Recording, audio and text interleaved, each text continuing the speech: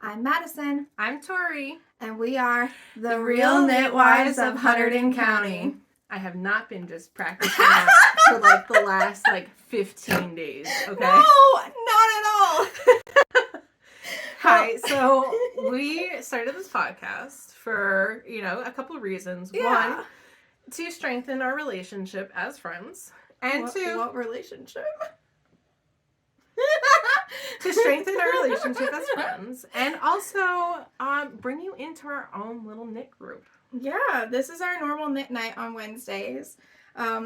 We both live in Hunterdon County, New Jersey. I'm in Lebanon Township, New Jersey. And I'm somewhere in Flemington.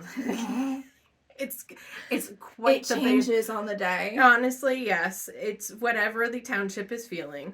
Yeah. But we recently both moved to this area, and we just wanted to, because we're new, we wanted to kind of be live about it.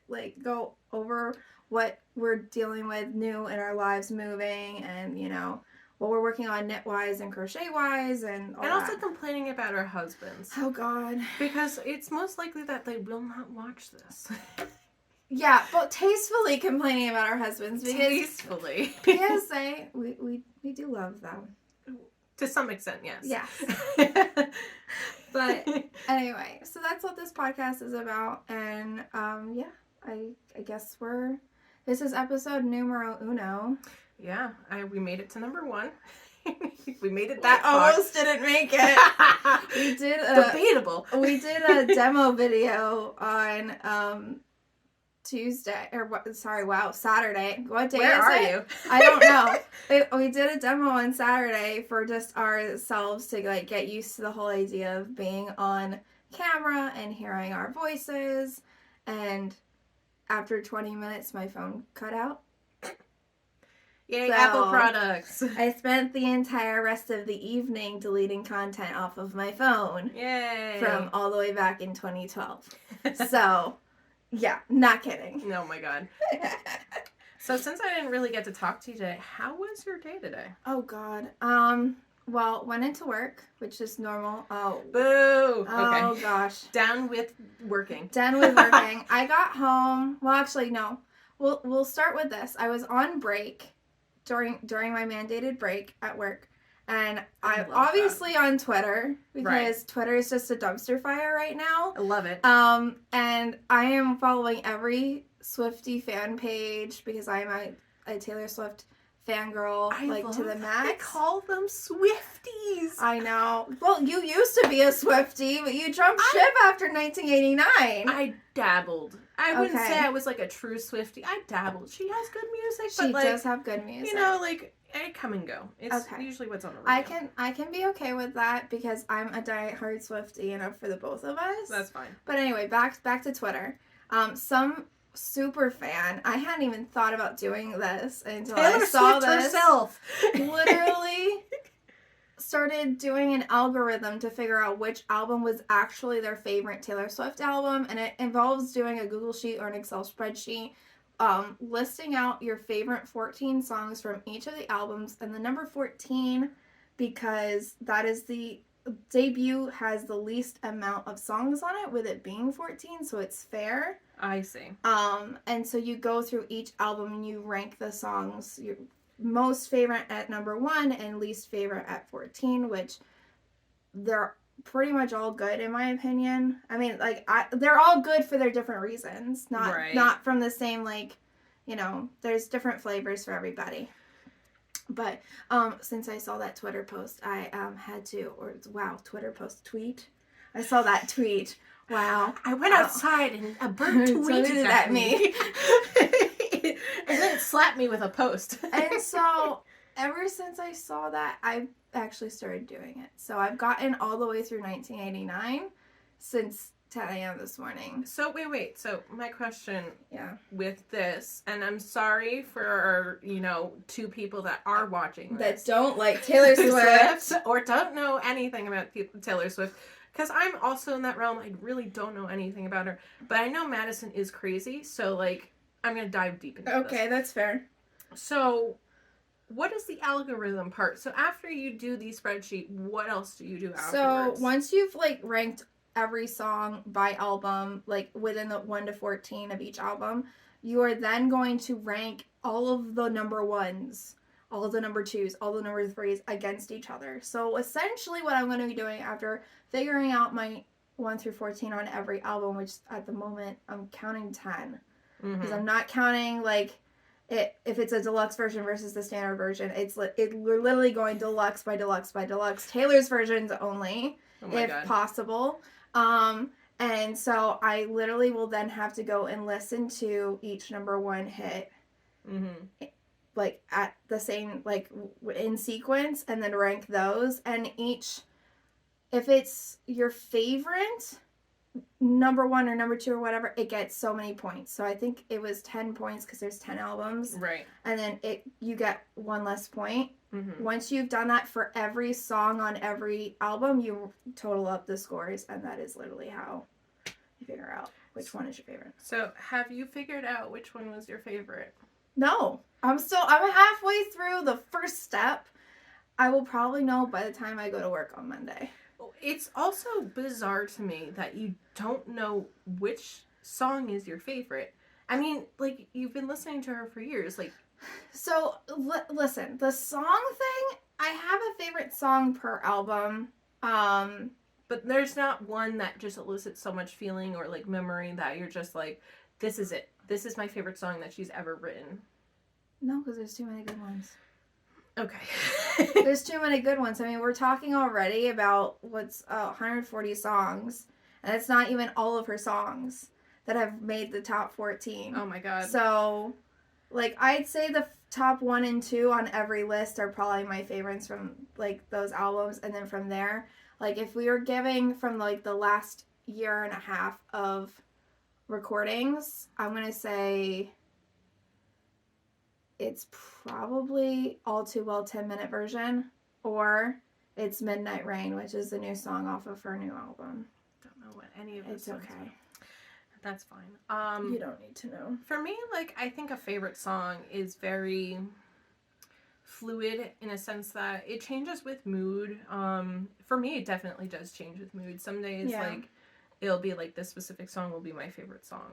And then, 2 seconds later, it's going to be another song that's my new favorite song. So, like, I feel like you're going to have a really, no matter, what algorithm you choose, you're going to have a tough time truly figuring out what is your favorite, because it depends on how you're feeling, what's going on. Yeah, no, and I agree with you on that, because this last, year or so, I've literally... Taylor Swift's Reputation album has literally been on my playlist. I listen to at least one of the songs every single day. And now Midnight's is literally all over my playlist. So, and they're not, like, that different of vibes. They both have very similar, like, they call them villain era type soundtracks, which the whole thing is, I hate to use the word villain. It's just a realization of, having boundaries and allowing for yourself to have boundaries. Oh. You might have previously not had boundaries. Growing as a person, you mean? Yeah, sure. So, women growing as people is now demonizing them as villains? Exactly. Oh, perfect. Yeah. Sorry in advance, we will probably get a little political every once in a while. We'll keep it civil as best we can. We'll keep Victoria. I'll try my best. I'm not going to promise anything because, I definitely am not going to promise anything because there are multiple hills that you'll find out that I like to die on. Yep. And I like to play devil's advocate a lot, so. Yeah, she's definitely going to bring up one of them, which is, an inside joke with our own yarn group that you'll soon learn to love to pick on me for. I think I know which one you're talking about. Yes, you definitely know which one I'm talking about. We'll get to that later. We'll definitely discuss my, many hills that I like to die on. But let's get back to knitting. So what are actually your knitting today? So I'm working on a one skein wonder, which I've actually made into 2 skeins. It is called the Venezia Shawl by Locatelli. I decided to make it it's only supposed to be one skein because you only should have to use one skein of yarn in order to work it, but I wanted it extra fluffy. So I'm making it out of Asylum Fibers. This is one of their fingering bases, and this is in the color Wink. It's got like a ton of purple and mustards and turquoise, and then I've covered it with their Surrey base in everything but the kitchen sink. And it's also got the purple, some of the mustard, some of the green, but it also has some blush tones, which I don't know if it'll pick up on camera, but it's a lot of fun, and it makes it super fluffy. The fabric is like super soft. I feel. Yeah. And learning, you know, as we go through this podcast, you're going to learn real quick that Madison is a huge fan of mohair. And yeah, mohair, and in this case, sorry, I like anything that's got a little bit of a halo to it because I like to knit things quickly, and it doesn't always mean that my tension or my stitch definition is the best. So mohair and Surrey give it a little bit more forgiveness with that halo. So, although I would say on this, I'm doing not so bad. No, it looks great. I really like the false cables that you have going on, because I know they're not real cables. It is a lace pattern. That looks like it's kind of cable-y there. You want to discuss that? No. Okay. We're not getting there today. Okay. I don't do cables. We'll go into that in a different episode. Yeah, we're going to unpack that because there's a lot to unpack there. What are you working on? Today I am working on what I like to call for science. So it's something that a good friend of mine, her name is Dean, picked out or helped me pick out two really, I guess, weird combinations of colors and see like what they look like and then how are they working up. So basically it is Miss Babs.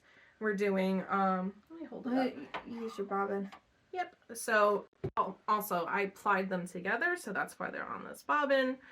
So basically it's Miss Babs, I believe it's Dark Fury, and then her mohair color, which is like I think like it's like kind of like strawberry lemonade. I forget what she calls it. I'll put it in the details. Yeah, we'll put all the notes on everything below. Yeah, so we'll have anything we talk about, we'll have show notes for. Yep. So I wanted to see what it looks like, so I applied it together, and then now I'm just, I need to make more cowls in my life, so I'm just kind of going with the flow and making a cowl for myself with this, and not really using a pattern. As you can see, I had to pull some of it out because somebody got it twisted. Uh-oh. Uh-oh. Don't you hate when you're so confident that it's not twisted, and then you look at it and you're like, yep.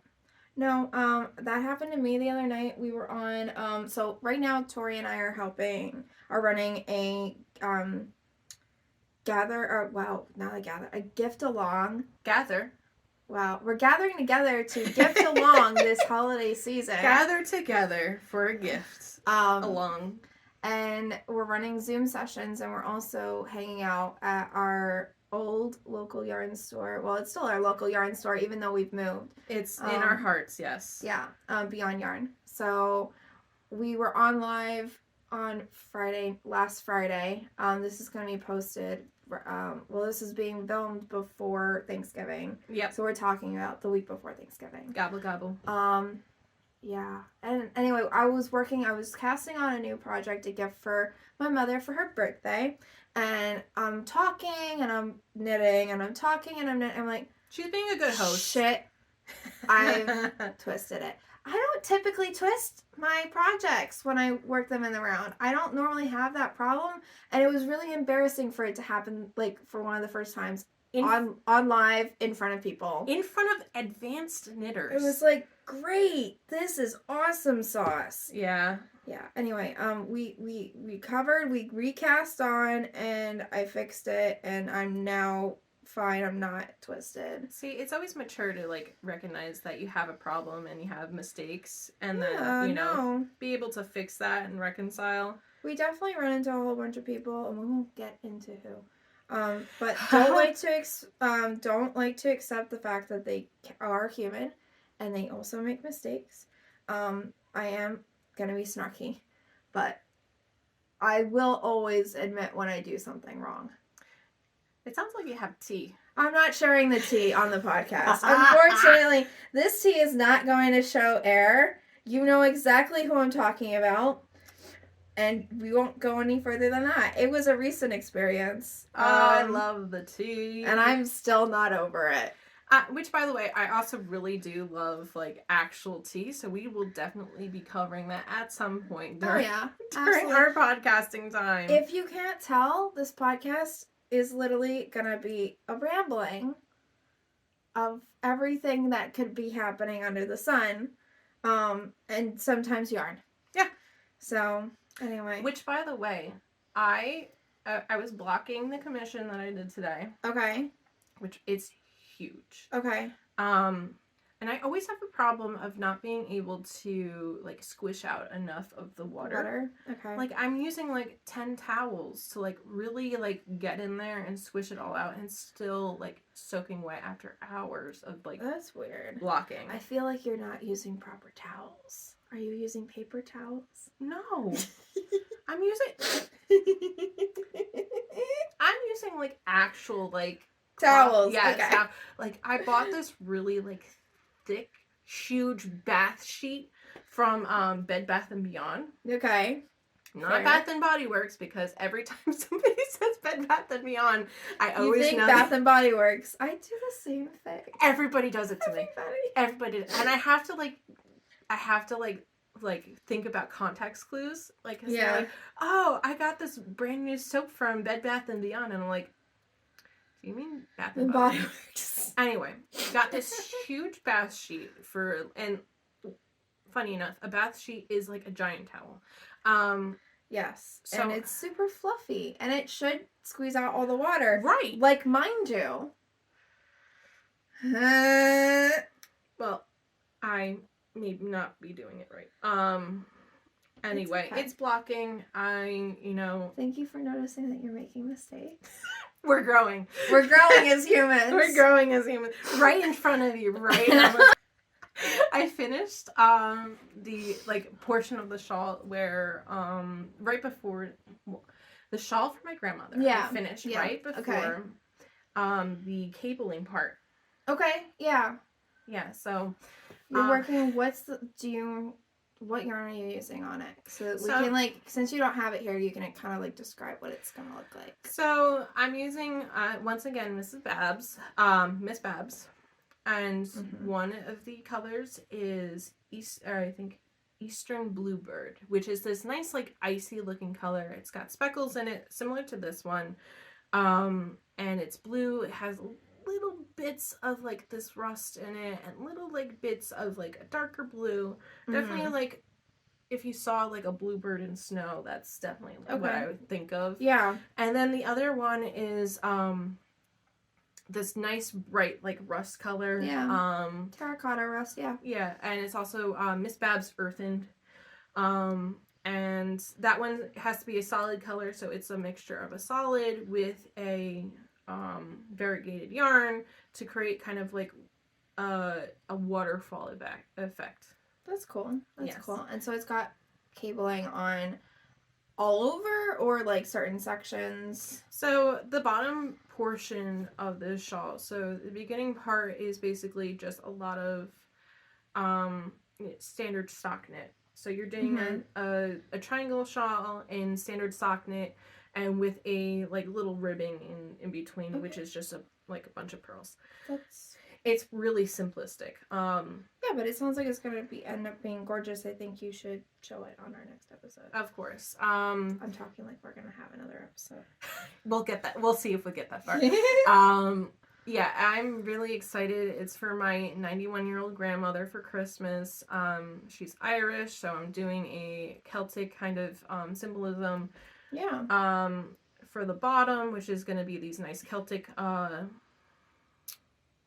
knots. I think they're called Celtic knots. Celtic knots, cabling. It's going to be really pretty. So it's kind of like this thick border of Celtic knots at the bottom. So I haven't gotten there yet. We'll see how that cabling goes out. So. Well, turns out. So yeah, we'll see. from what I remember of you showing me from the pattern, it looks like it's just a tasteful amount of cables. I'm not trying to talk like I hate cables. I like the beauty of cables. She just never wants to attempt them. I never want to attempt them. We'll get into that at a later date. We'll do a whole episode on cables because I love cables. Cables was a part of my first knitting project. I found them so fascinating, and honestly, they're not as scary as she makes them out to be. So yeah, very excited about that. Yeah, no, I'm excited to learn more about cables from someone who knows how to do cables, and will do cables and not make me do cables for the time being. We're gonna make her do cables. We're gonna make her do cables. Oh. Anyway, on the topic of knits, why don't we talk about something that's actually here? Surprisingly enough, I did not knit the sweater I'm wearing. Wow.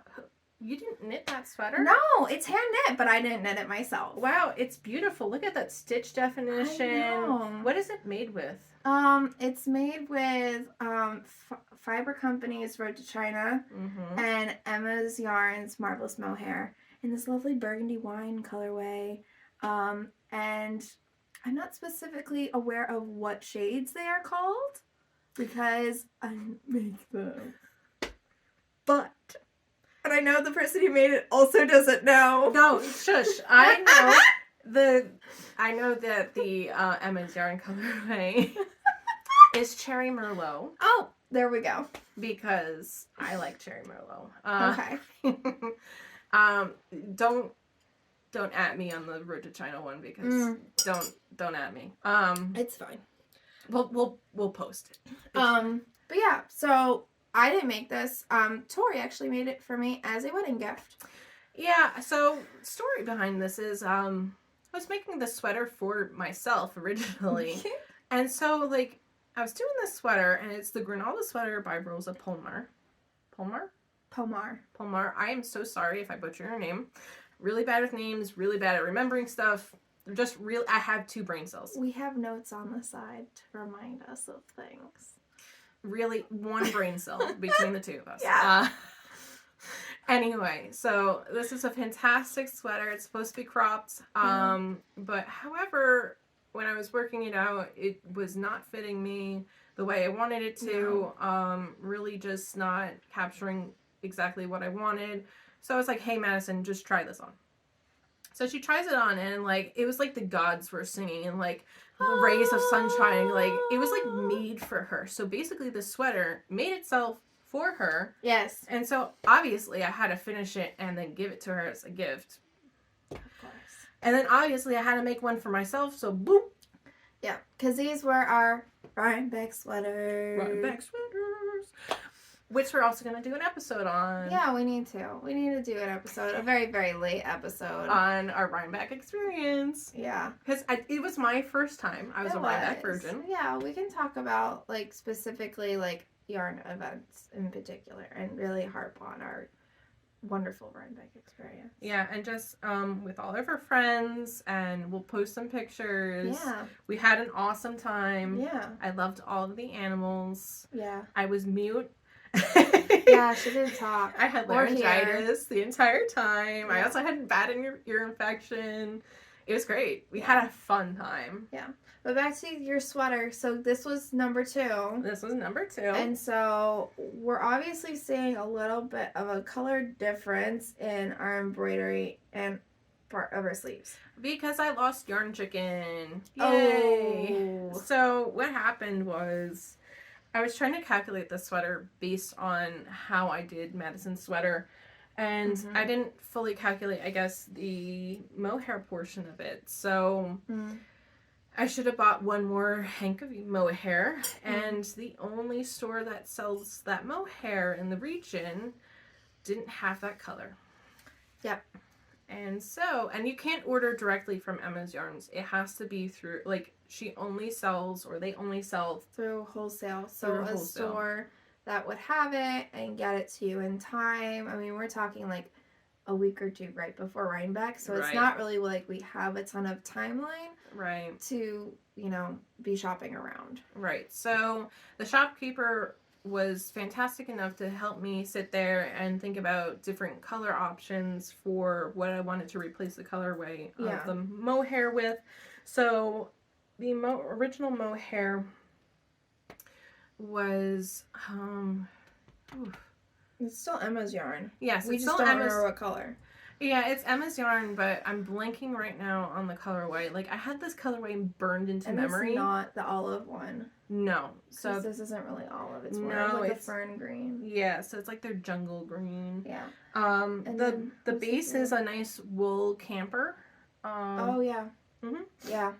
And then the blue, I believe, is like deep sea or like seashell or something like that. Okay.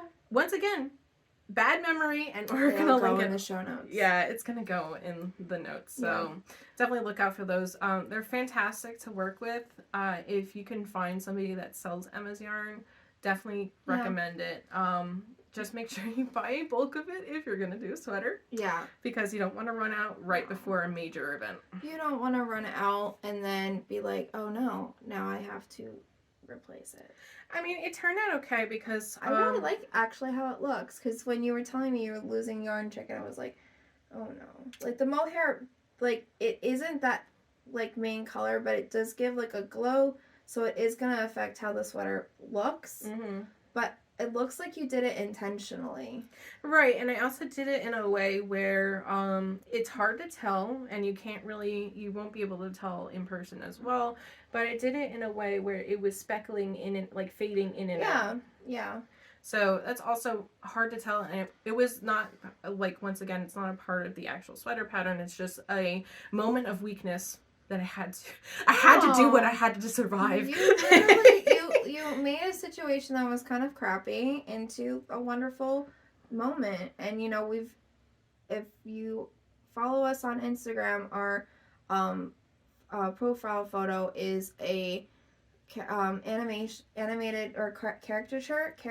I mean, it's just like a cartoon drawing of us in our sweaters. I'm gonna shout out my favorite gal who made that. Oh yeah. It was Running with Errands, or Erin Duggins, and she's also a fantastic crocheter. And check out her Etsy page, which is Birds with Boots, I believe it is. She creates fantastic art. She's open for commissions. Yeah. Love her art. Definitely love what she created for us. Yeah. She also made my logo for my design company, which is Mad Designs. So she's mad. Oh God. But yeah. So Erin's an amazing artist, and she will take whatever you have in mind and just run with it. And she's very easy to work with, very communicative, and is an overall really good human. So yeah, and she's part of our yarn clan. Very good crocheter. Yeah. She, wanted to make her own wedding dress. Make it kind of like a stars themed, which is like one of the reasons why I love her, because I love stars. It's great. But then decided that it's going to be her engagement dress, and then she's going to be wearing a traditional white dress for her wedding. Oh, okay. Well, hey, at least she gets to wear it for a part of the journey. Right. She made it. It's gorgeous. Yeah. Might as well, Yeah. No, that is lovely. So you can see I have a bit of yarn barf right now. Yeah, and I'm running into an issue right here where I didn't read my pattern. That's fine. Literally just need a second to balance myself out. Oh, Madison, could you count, please? Heavens to Betsy. Anyway, we're gonna try not to curse on this show. My mom said it's not for ladies, and I'm a lady. And I said, but I curse. And then my mom said, but you're a lady. And then I was Madison then laughed. She got me there. She made me laugh very, very hard. So if you're watching this, Mammy, I'm not cursing. At all. I'm being very good tonight. Whatsoever. The demo, we made it like 4 seconds in, and we said we both... Actually, I think you cursed. I didn't curse. I did curse. I cursed like almost immediately. So take 2. We're doing great. On the topic of helping people, since it's the season. Yeah. The season of giving. The season, the season. Of giving and doing good for others. Where were you going with that? Sorry. I'm literally focused on my pattern right now, which means that this pattern will never be shown until it's finished. Oh my god. Ever again. Oh my god. I like how you're just like, yeah, we're giving. Yes. Yeah. Where are you going with that? I'm going in the direction of like I'm making stuff for people, and my work is actually doing a charity at a local cancer center where my knit group at my actual work, which is absolutely surprising that we pulled that together. My network. My work knit group. Yeah. And my network. And your network. That's actually a cool name for network. Yeah, it's our network. Okay, wow. Sorry. Did we say we only have one collective brain cell? Because I think that's absolutely accurate. Clear. Yep. We're making ornaments, we're making hats, scarves, and everything that just puts a smile on somebody's face, and giving it to a local cancer center that we actually dose patients at. So I'm very excited about that, and definitely, being a part of something that, not only am I helping the people, get rid of their cancer, boo cancer, but also making them a hat so they can be warm and toasty while they're kicking cancer's ass. And and I'm pretty sure my mom will allow me to say ass for cancer. There you go. We're kicking cancer's ass. And that's it. So, but yeah, no, so I guess on the topic of gift giving, like, we obviously, we're working towards donations for that. But the season right now is making gifts. So, what are you working on for gift knits? Other than you mentioned your grandmother's shawl. Right. So I'm actually going to be making my brother-in-law a pair of alpaca socks. Okay. Why alpaca? So my family I forced my family to go to an alpaca farm in the Poconos during our family vacation. And while we were there, we were feeding alpacas, which was pretty rad. They were so cute. Their little noses, they're eating stuff out of your hands, and they won't let you pet them. They're friend-shaped, but they will not let you pet them. And this lady was so fantastic that she makes her own yarn out of the alpacas. So we were in this little gift shop that she has set up of just like all this alpaca stuff that you can believe. And of course, my arms are filled to the brim with yarn. Obviously. Like any good decent person will be filling their arms with yarn. Yeah. So basically, I walk out of this gift shop with paid for my yarn, happy with the alpaca purchase, and my husband walks out with a purchase of his own. And, I've made this man many things. Like, I've made him a full sweater. I've made him blankets. And he's a tall boy. So these are big blankets. Yes. He walks out with knitted gloves and socks. Now, Madison, you know me. Do I like making socks? Not in the slightest. I jest. You love making socks. And my main boy, my bottom B,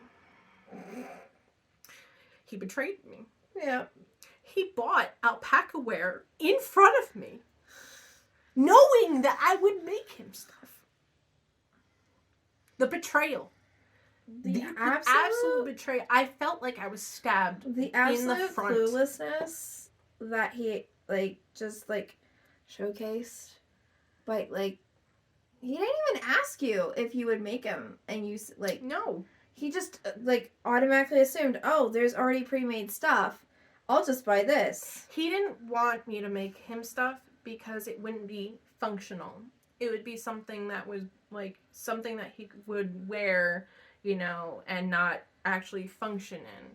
which is a lie because I wear my socks all the time and I love them. I like wear them to the ends of the earth. Absolutely. And, you know, I would make him alpaca socks and, you know, give them to him and make sure that they have nylon in it so it has that extra strength. Stretch, yeah.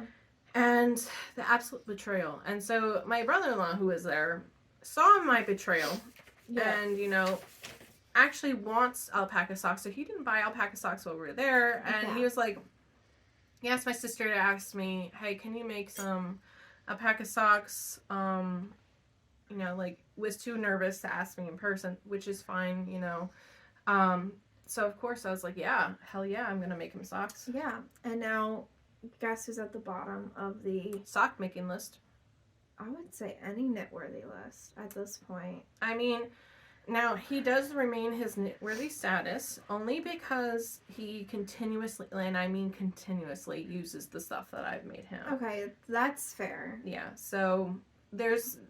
But maybe we need to get into that topic, whether someone's knitworthy or not.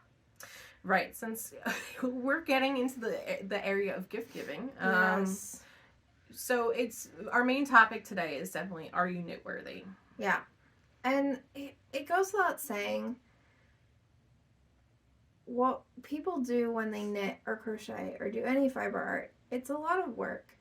There's a lot of things that go into it, from picking out what yarn you're using, picking the pattern, and then actually making it. Then you run into the whole obstacles of, is this the right gauge? Is this the right this? Did I just drop a stitch? Yeah, and this human is like different from me human. Yeah. So like I'm used to making stuff for myself. Yeah. No problem. So then you have to also gauge then, okay, how is this going to fit this person? What do I have to take into account for this person and not have to do anything in order to wear this or enjoy this? Block the crap out of it. It goes without saying that if you're gonna make something for somebody, they better be knitworthy. Right. And knitworthy is basically, do they deserve the yarn gift that they like? This goes with crochet, this goes with knit, this goes with anything that you make with your time. Yeah, because time is precious and they're not gonna see it as that because they're not making it. They're not going through the process that I literally just listed out. They're literally just receiving it. And if their reaction, well, let me just say, everyone gets a first chance. Anyone that you would consider making something for should get at least one chance. Always. And with that logic, make something small. So that if you make them something small, at least you didn't waste too much time on it. It's still thoughtful. And then you can notice their reaction when you give it to them. Oh, I love this. This is so great. I was needing something like this.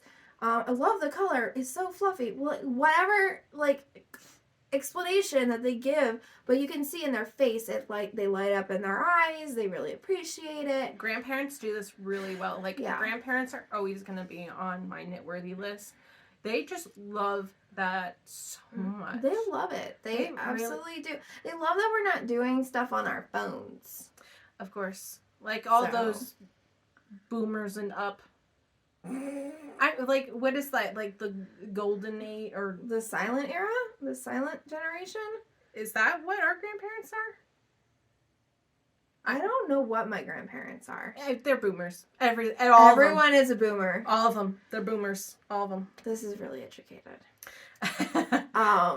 But no, so yes, I agree. Grandparents and babies. Within I would say 5 and under are knitworthy because they're adorable. They need hats, they need scarves, they need mittens, they need whatever. Every age between 5 and senior citizen is questionable. Questionable, because by the age of 5, actually, but probably by the age of 4. But I'll leave the 4-year-olds in the group because they're questionable too. They're kind of questionable, but they're not quite questionable enough. Right. By the age of 5, we have opinions and lots of talking, and it's very much aware whether they like something or not. Yeah. And adults and teenagers, and I don't need to go into that. Those damn opinions. Damn it. so sorry, Mammy. I'm so sorry. Oh, dear God. But anyway, really so the questionable age grouping, which is very vast, make something small. Right. And that also includes your own parents. Yeah. The people that birthed you. They're not always the most appreciative people on the entire planet. Oh yeah, let me share a story about that. So, oh God. So I made my parents these fantastic gloves. So my mom loves horses and my father loves fishing, and I knew my father wasn't going to like actually use his gloves. It was more of something for like decoration, something that I could make him that I know he would appreciate and like see it and like appreciate it. Fine. Okay. You know, my mom, I expected a little bit because like she walks dogs, she does things outside. She'd actually use them. Right. And like they're made out of like baby llama and silk, and they were really squishy soft. Oh, they were so soft. And they were beautiful color work and like beautiful gloves. So really, it sounds like it was a piece that took a lot of time. Oh yeah, and I really had to redo my mom's gloves because they came out so floppy the first time. Yeah. So I had to take it out and then redo them. So basically I made 6 pairs of gloves. Oh God. And of course at the time my parents obviously appreciated them, but then, you know, when it was winter this year, like in January, I was like, hey, whatever happened to those gloves that I gave you? Oh no. My mom's like, oh, I keep it in my drawer at night so I can just pet them. I'm like, just pet them? What? They're meant to keep your hands warm. I know. I'm like, you little weirdo. They're meant to keep your hands warm. And she's like, they're too big. And I'm like, well, just yeet them into the washer and then dryer, and then that will help hopefully shrink them. Which it did. It did help. And then my dad was just like, I don't know where mine went. I'm like, of course you didn't. You don't. And I was like, yeah, whatever happened to the scarf I made my sister that same year and the hat? And so I'm like, you guys never wear anything that I give you. No. And so they all had to be jerks about it and then send me pictures of them sitting in their house wearing their shit. Yeah. Wearing their stuff. And my brother could not wear his hat because he was at my parents' house and his hat was at his door. And so he held up a picture of a buffalo that I drew for him. Nice. Yep. Oh my God. So family is questionable. Even the parents that birthed you. Yeah. The one exception to that, I think, is your husband. Your spouse. At the end of the day, if the guy needs mittens or he needs socks or he needs whatever, I mean, I know yours at the end of the list and I don't make socks. But if they need it, you make it. Yeah. It might not get done, like, within a reasonable timeline. Yeah. But you're still going to make them stuff. Like, all right, one of the things that I'm making this year for my husband, Dan, is a sweater. It's called the Cotton Grass Sweater. It's by the Petite Knitter, I believe. And I got the yarn while I was in Scotland with my family this past September. I told my husband previously I wanted to make him something out of Scottish wool, so I picked out 2 different yarns, and I'll have to show it on the podcast at a later date because I don't know exactly where the sweater is. But it's a lovely purple tweed that's got nips of like magenta in it, and the lighter color is a light gray, like kind of like a French gray. French, oui. Yeah, oui. Oui. Anyway, but so that's. I was arrested by a spider. You were arrested by a spider? I almost died. This episode is brought to you by Spidergate. They vicious bitches. I almost died. I literally just almost died.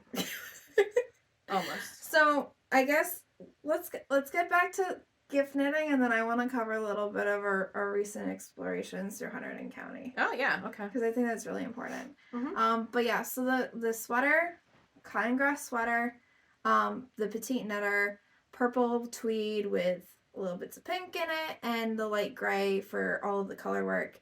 It's got a lovely color work yoke. It kind of reminds me of like a key pattern. It's not like one color work to me. I see a lot of florals And I love florals for myself, but I figured my husband wouldn't really appreciate it. Right. So he's definitely not really, he's not a floral guy. He's not a floral guy, and that's okay. I mean, most guys aren't floral guys. It's fine. Yeah, but so I figured he would appreciate a more geometric kind of shaping. Nice. That wasn't outright like squares and triangles. Like it's geometric adjacent. Does that make sense?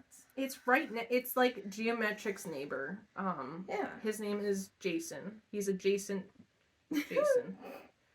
Anyway, but I'll have to bring that on the podcast at a later date. But going back to Spidergate, we now both live in the woods.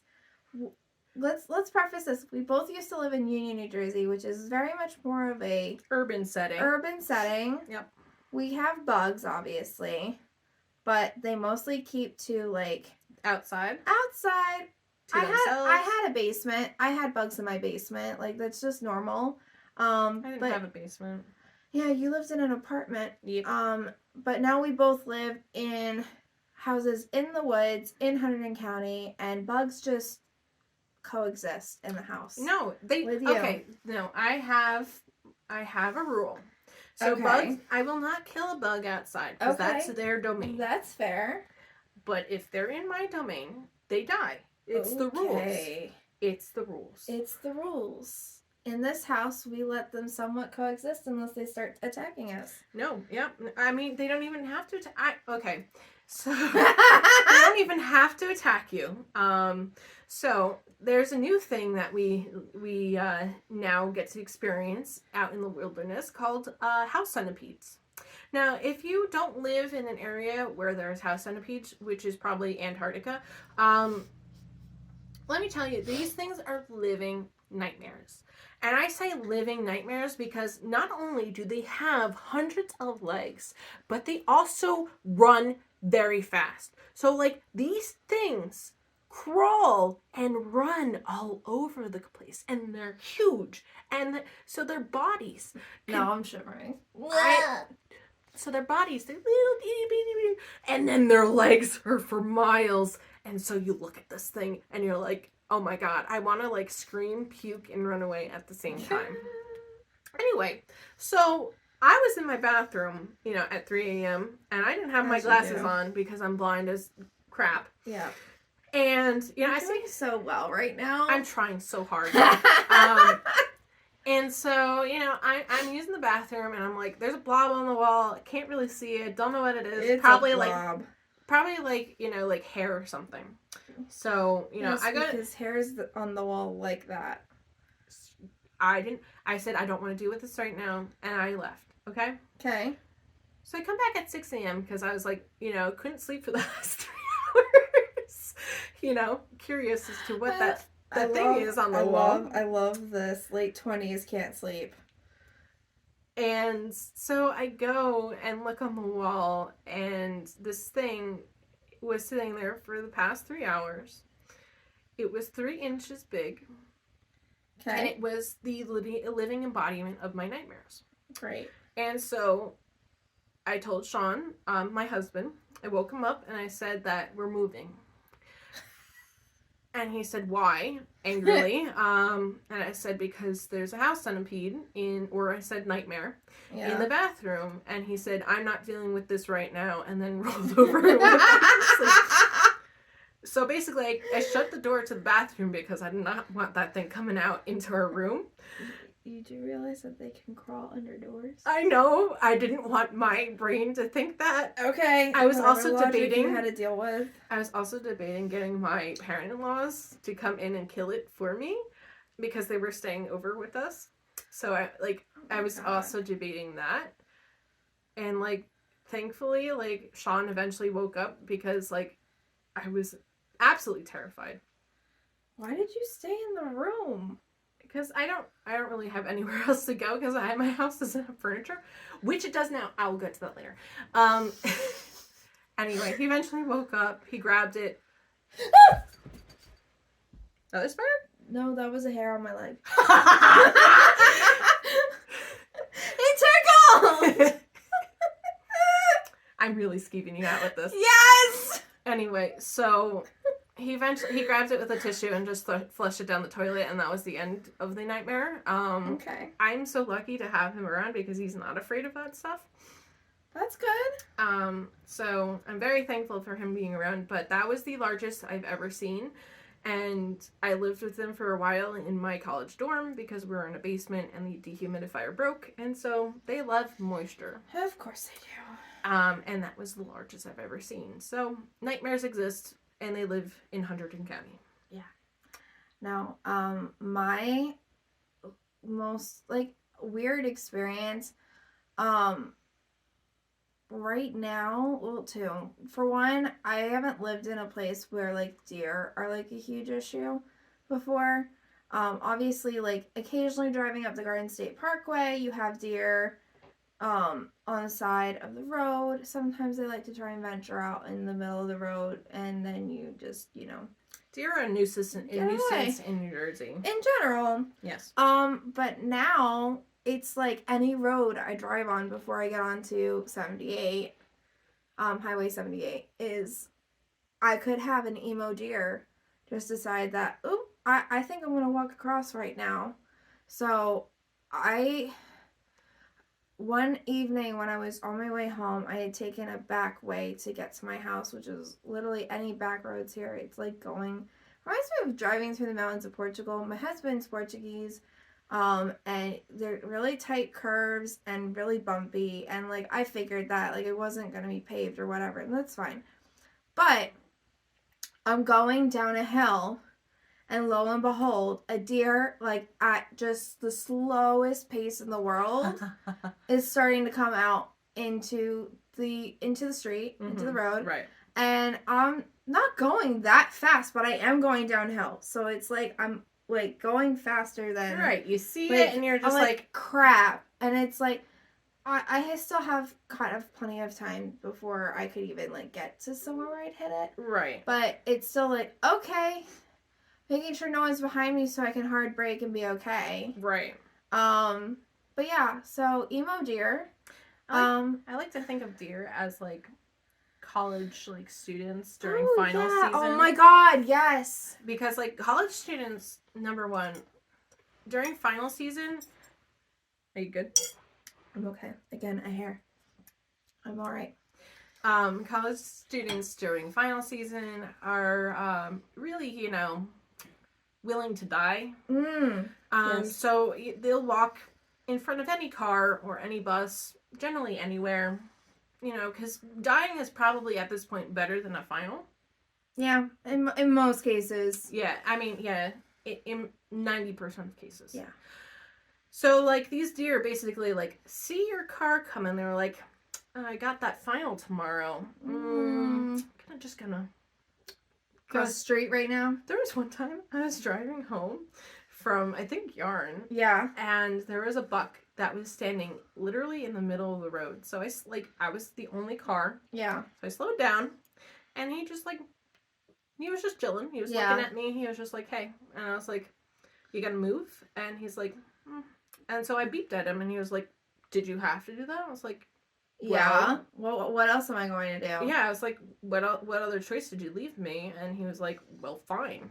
And then he, wandered off into the woods, and I was like, interesting. Yeah, I was like, that was really rude of him to just stand there. So New Jersey deer are like Highland coos, because the cows in Scotland will literally just park themselves in the middle of the street. I mean, they weren't parked. It was just like he was just standing there. He was taking a moment for himself. Yeah, and he was pretty rude because I obviously was driving home in the dark, and I was just like, bro. Don't have time for your antics right now, Mr. Buck. I don't have time for your antler antics. Oh my god. Alright, so enough deer talk. The other weird thing that I'm dealing with now, I grew up in Arizona, and we had crickets. But since living in New Jersey for like the last almost 9 years, I haven't seen a cricket. Like, haven't had them in my house, haven't like seen them in the wild, like nothing. We moved into this house. My husband works in the basement, and we have 2 cats. He works from home in our basement, has a lovely setup. The one thing though is that somehow we're getting crickets in our basement, and now the cats like to mess with the crickets. And by mess, I mean they pounce on them like a normal cat thing. They bat them around a little bit, then they decapitate them, eat their heads, and leave their legs. Oh my god. Yeah, so we have half bodies of crickets that we then have to vacuum up because the cats won't eat the abdomen, thorax area. They literally just want to eat the head. That's where all the protein is. I'm kidding. There's no protein. Okay. I mean, crickets are very protein filled. Like, if we had to eat anything that wasn't meat. I'm not eating a cricket, I'm sorry. I'm not either, because once again, like, crickets and house centipedes are the only bugs that I'm terrified of and will not kill. Yeah, for whatever reason, I was showing you our basement. I had no idea that she was afraid of crickets. And they were like casually like, oh yeah, like some of these are fluff, like pieces of like chair debris, and others are like dead crickets. And so like obviously, I wasn't, as any right human had, I freaked out because I don't want to be in an area where something could land on me, hop on me and be like disgusting. Crickets are probably one of the like out of all of the bugs to encounter, they're probably the most harmless out of the whole bunch. Listen, I'll take spiders. Like, there have been some spiders in my basement and I just like stamp and then they're dead. But you give me a cricket or you give me a house centipede and I am out of the building. Yeah. I will see you in Antarctica where I live and there are no buggies. Yeah, so we made a pact. She doesn't have to go to the basement. That's fine. We have this cricket problem. I'm pretty sure you can just like spray for them. And I mean, we do spray. It's just that they like our basement and that's cool. The cats are entertained. You just won't go down there. That's fine. I don't need to go down there. There's plenty of house for you to visit. Speaking of, conventional projects, I did just get to do a test knit for a lovely designer, and by the time that this is posted, the publication, the pattern will have been published. Mm-hmm. And so I'm going to share it with you because why the F not? This is the rear view window sweater pullover by Casapinka. I got to test knit it with a whole bunch of lovely other knitters, some of which are from Beyond Yarn. It's called the rear view window because Sharon the cat added this lovely eyelet detail on the back of the sweater. Mm-hmm. And so it was an interesting construction. I say it's not conventional because it's actually worked side to side. So you cast on the right sleeve first, work the entire sleeve, and then once you get to the shoulder area, you are then working flat, the front and back together, and then you'll put the back stitches on a holder, on a barber cord or a holder, and you'll work the front panel and the lace work and all of that. And then once you've finished the lace panel on the left side, right over here, you'll go and work the entire back, do the little sneaky back window. That's interesting. Finding things as you're working this. Really glad I have mohair in this. Wow, that's so interesting. Wow, sorry. to tell.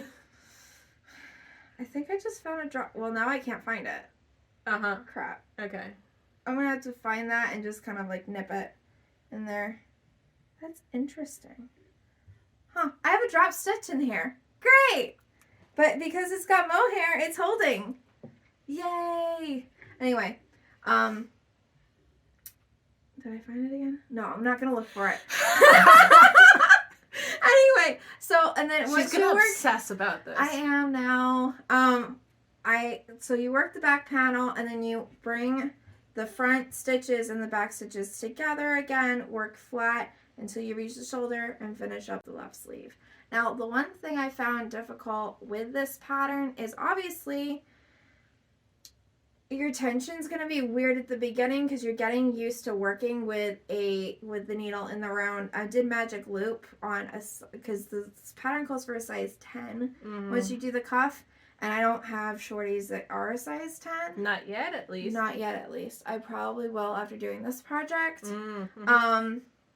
But it was really awkward doing my tension, so my right arm was a lot looser than my left arm, and so I needed to rework my left arm once I had finished it because I had made it too tight.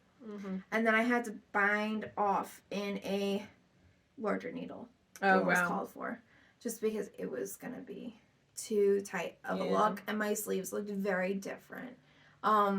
So anyway, I just redid it and blocked it, and we're all set to go other than the drop stitch, which I'm now going to obsess over looking for. Anyway, that's the Real View sweater by Casapinka, and it's out of Emma's yarn. In the super silky base is Tealicious, and I think that's actually what this color is. Nice. Nice. Once again, and then I have one brain cell. Yeah, thank you. And then it's also got Marvelous Mohair, and that Marvelous Mohair is in set Sail. So they're not the same shade, so it has a lovely marled effect, which is exactly what I wanted. I went to a yarn store that is, I wouldn't say it's closer to me because it's the same distance as it was when I lived in Union, the Yarn Attic. But the owner was really helpful in, going with my vision. I didn't want tone on tone because I like having a little bit of a glow factor. Right. I wanted something that wasn't as subtle. So I definitely think it was accomplished. You can do whatever you want. We both participated in Casapinka's class when she was here in Union a couple weeks ago. Right. And she did a miniature sweater, so you don't make a sweater in the class, but you get to practice all the techniques. Yeah. And that miniature sweater is actually available on Ravelry right now as a placeholder for the pattern. So you can pre-purchase the sweater pattern by getting the sweater ornament for your Christmas tree, which is super cute. It is super cute. And you can also try to go into Gauge and see if I figured out that a sport weight actually meets Gauge for myself. That's awesome. So because you didn't want to do another mohair sweater. Right, I'm working with mohair right now. I made 2 mohair sweaters this year, and I am just a little bit mohaired out, especially because you work with it and it gets into your mouth and you're like, what is this? And it's really gross. Yeah, it's lovely to eat mohair. Yeah, you eat a lot of mohair. So obviously Madison loves the diet of mohair, but I do. Right. Although I think after I'm working, so I obviously just did the test knit. I had done a previous test knit this year, also using mohair. I did my wedding shawl. It had mohair. I'm working this, which is using Surrey, which is just fluffier mohair in my opinion. It's alpaca, it's not mohair. Yeah. And I'm working a sweater in conjunction with you that is also I'm about to be mohaired out. Yeah. I didn't think I'd get there, but I'm about there. But I also think we should do an episode on specifically mohair. I mean, fair. Yeah. We have experienced a great ton of mohair patterns and brands over the last year that, it'd be an interesting topic to go into. Yeah. I think we should wrap up. Yeah, why not? Yeah. But yeah, so anyway, thank you for joining us on what should be an interesting adventure into the rabbit hole that is our lives. Apologies in advance for how rambly this is. But, everyone's got to start somewhere. And we really, at the end of the day, are you eating mohair? No. Okay. We all have to start somewhere. And, why not just start? You're always going to find an excuse why to, pause and not do the thing that you really want to do. Mm-hmm. And at the end of the day, if it's just the two of us doing this, and no one watches, it's perfectly fine. Right. And we also figured that we'd share our, experience with the yarn group to the people of the far corners of the earth. Only because, the pandemic kind of stretched people out. People aren't really still comfortable going in person to places or can't go, they don't have a yarn store where they could sit and chat with friends and learn about each other's lives and we would love, if you are listening to us, we'd love to know more about you and what you're working on. And we'd love for you to be a part of our yarn community. Yeah. In fact, one thing that we are going to add to our Instagram and we'll add into the show notes is we've created a Google form for you to ask questions, or, if you have certain wonderings of the fiber atmosphere, just voice them there and we'll bring up maybe one or two in the next episode. And give you a shout out. Whoop, whoop. So go ahead. That will be posted in the show notes below. And it'll also be posted on our Instagram, and that information will also be in the show notes below. Yeah, so I hope everybody has a great Thanksgiving. I mean, you guys will see this after Thanksgiving, but... Yeah, but we'll probably, on the next episode, go through kind of like what our Thanksgiving was like. Oh, boy. And our Thanksgiving traditions, and just holiday traditions in general. Yeah, and hopefully by the time we get back, this yarn barf will be gone.